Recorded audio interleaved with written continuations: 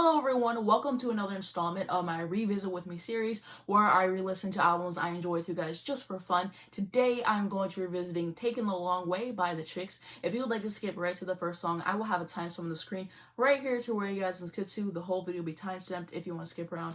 Now onto a couple quick disclaimers. Number one, this is just my personal opinion and interpretation of the songs. I'd love to hear yours down below. Just keep it respectful, please. Sorry for any background noise or dust particles that may occur throughout this video. I'm going to be stopping and giving thoughts as I go along. I'm gonna have to cut out a lot of the songs due to copyright. If you see me looking down at my phone, that's just because I'm gonna have the lyrics pulled up for every single song. Lastly, if I have any notes I forget to add, check down below. I might have a pinned comment. And let's get into it. The first song is Long Way Round.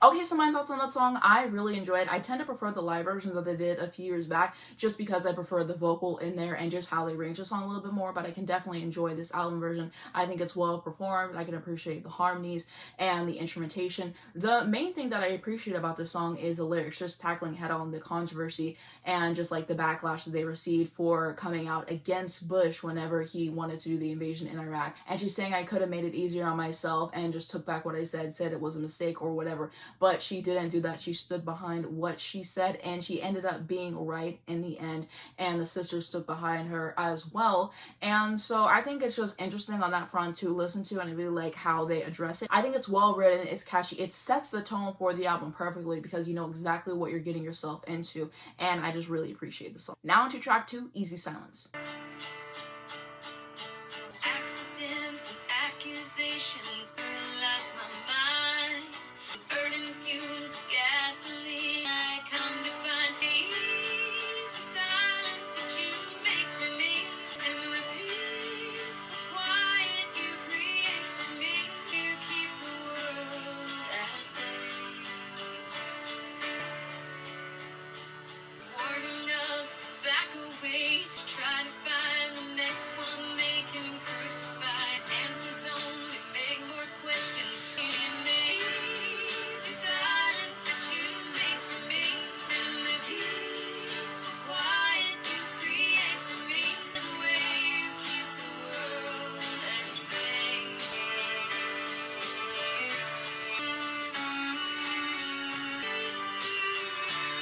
Children lose their youth too soon.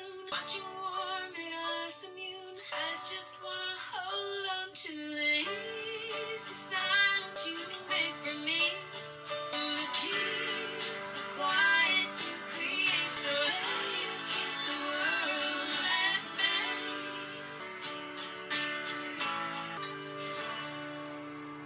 Okay, so my thoughts on that. Good track, nice change of pace from the first one. I really like the lyrics particularly, especially that one about war really stuck out to me. Now to track 3, Not Ready to Make Nice.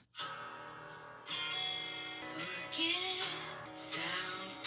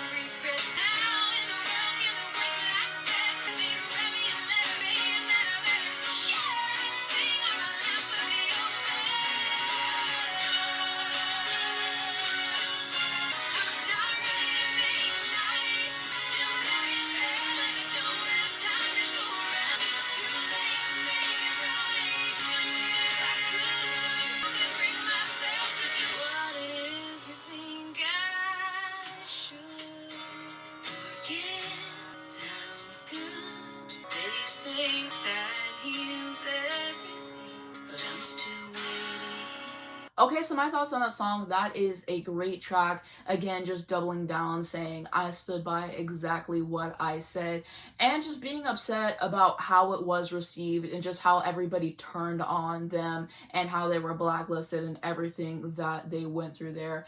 And I really like how this song progresses. It's really satisfying to listen to. I can appreciate Natalie's vocal on it, the backgrounds, the instrumentation is lovely to listen to as well, and just a great track. They came in the studio and they did what they had to do. Again, I tend to prefer the live version of this. Just I like the vocals there more. And just as a note for the rest of this video, if they've done a live version of any of these songs and I've heard them, I probably prefer the live version. But that's my opinion there. I still really do like the studio song, I will say. About the song, producer Rick Rubin told Rolling Stone, "We did this at a very emotional time for them. They had gone from being the biggest female group in the world in history to actually being completely in one fell swoop blacklisted after Natalie Maine said she was ashamed President Bush was from Texas. All country radio stations just turned them off, and one day they went from being everywhere to being nowhere. People were burning their records, making death threats. It really shook them up. They didn't write much of their previous records. They used songs by songwriters. When we got together to make the album, the premise was they were going to write all the songs. They would work with songwriters to help make them as good as they could be, but the content had to be rooted in their real experience. So not ready to make nice, not ready to back down, I'm mad as hell, was really how they were feeling. And it was a very bold of Natalie in particular to want to say those words in such a heated environment. It was a very inflammatory song. They were sticking to their guns, like, we didn't do anything wrong. We believe in what we say and we're free to say what we believe. So it was a very empowering moment creating the song. The way it starts, forgive sounds good, forget, I don't think I could. And it's somber, then builds this grand statement. I love the way the song works. Now to track 4, Everybody Knows.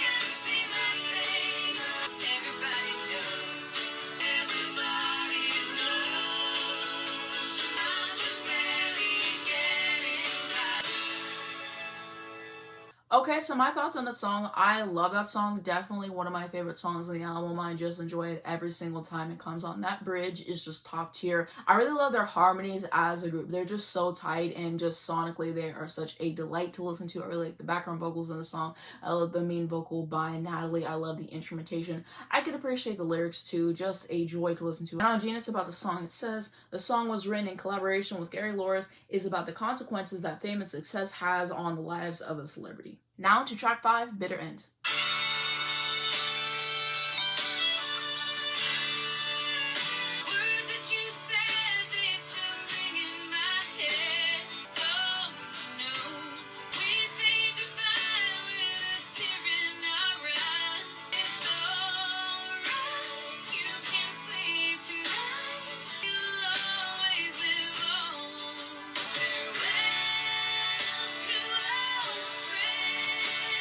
Let's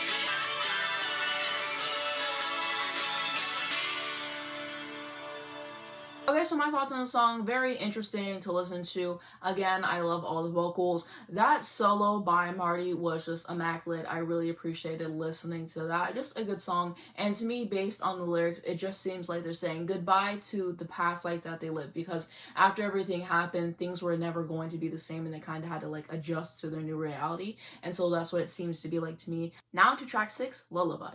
They didn't have you where I come from.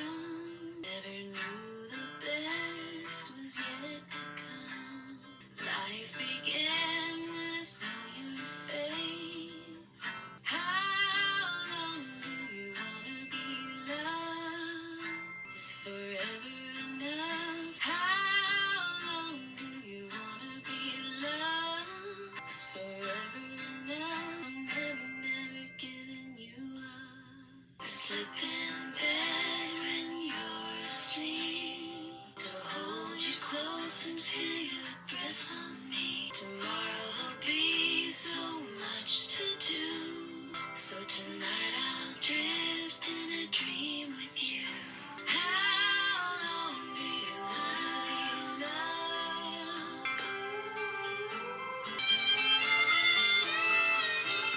As you wander through this troubled world, you can close your eyes and you're miles away, and hear my voice like a serenade. How long do you wanna be loved? Never giving you up. Okay, so my thoughts on that song, it's alright. If I'm honest, probably my least favorite song in the album, just because I enjoy the other songs so much more, but I can appreciate the vocal performances and the instrumentation as well. Now to track 7, Lubbock or Leave It.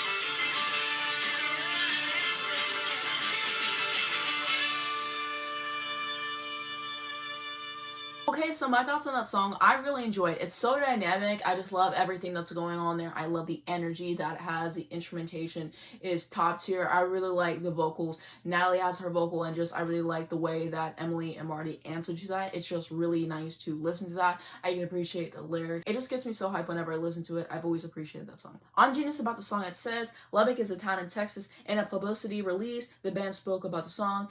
Emily Robeson, we'd seen a documentary called The Education of Shelby Knox, which was about a girl. She was 16 at the time, very religious, trying to get Lubbock to teach sex education in the schools, and Lubbock has one of the highest rates of teen pregnancy and STDs in the US. So it really showed what happens when you keep this information away from people. Lubbock is also one of the last holdout radio stations that still won't play us, and of course Natalie's from Lubbock, so she has personal experience with the box that a small town can keep you in. Natalie Means. It's not just about Lubbock, but about any small hypocritical town. Mike was asking me for all the details, the stores, streets, and I came up with this long list of names. We talked about the irony of having a big painting of Buddy Holly at the airport, that his face is the last thing you see before getting on a plane. I do feel bad for my family who's still there and has to defend me after everything they already went through to have to do it again. Down to track 8, Silent House.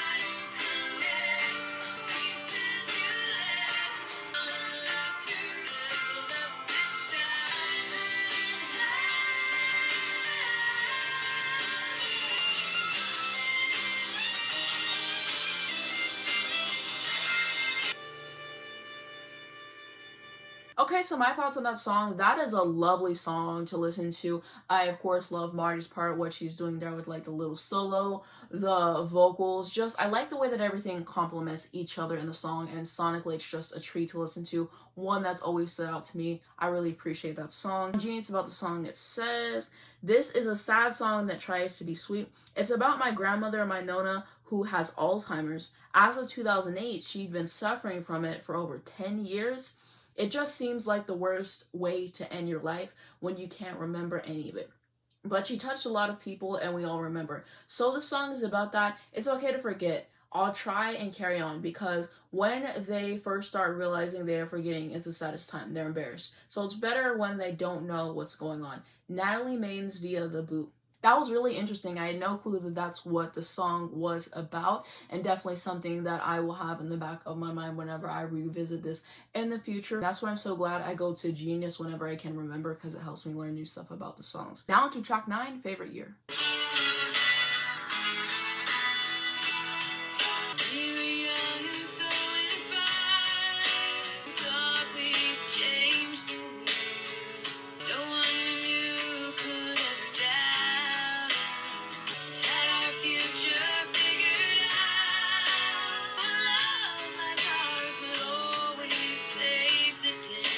That we'd always be okay.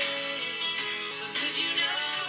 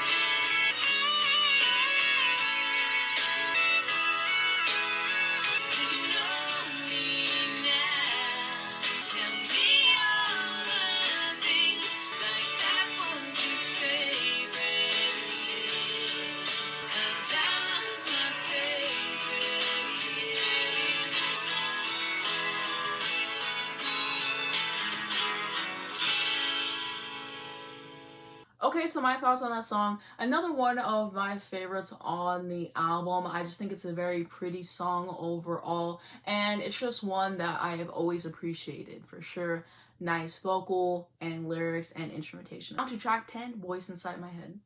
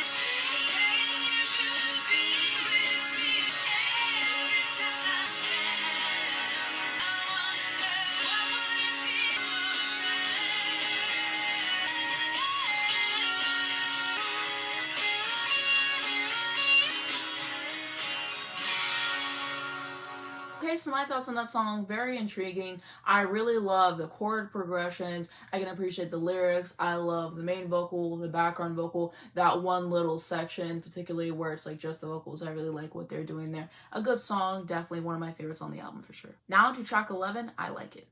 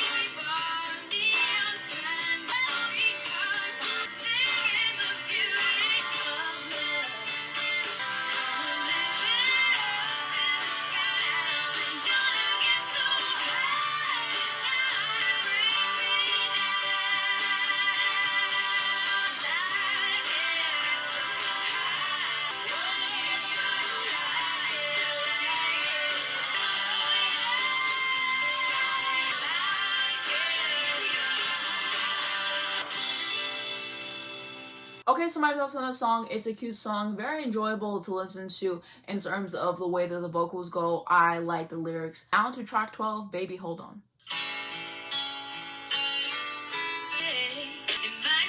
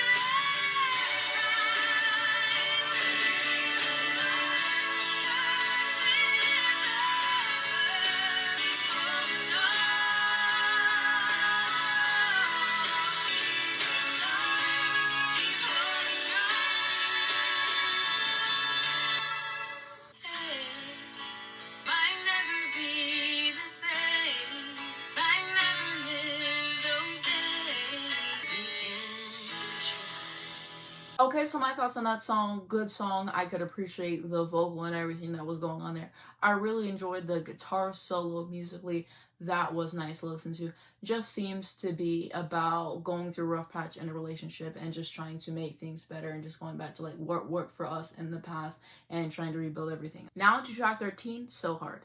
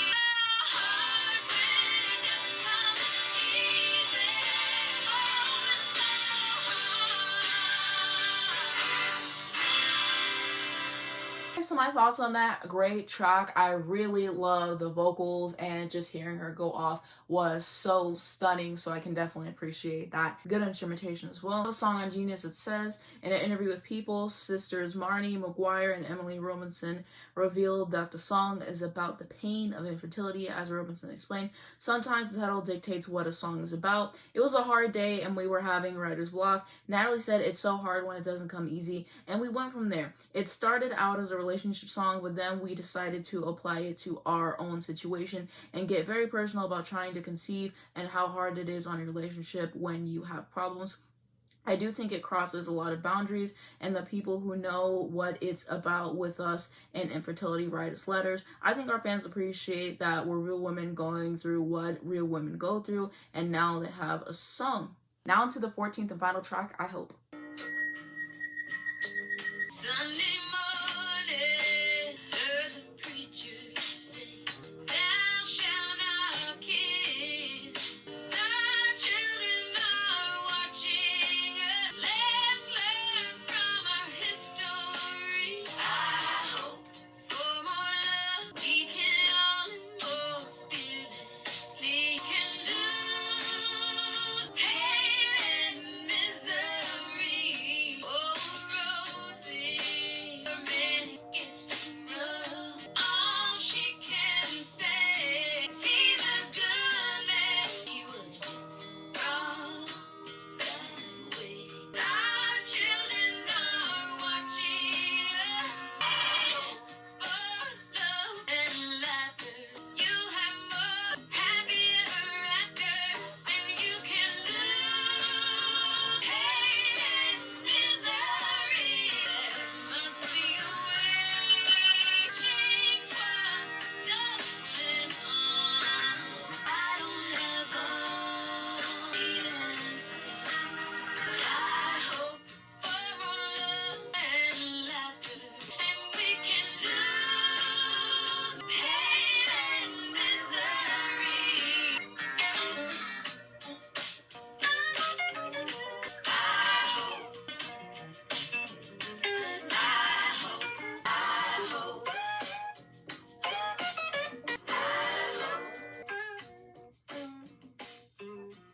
Okay, so my thoughts on that song, a smooth way to close out the album. It perfectly ties together everything that they've been talking about.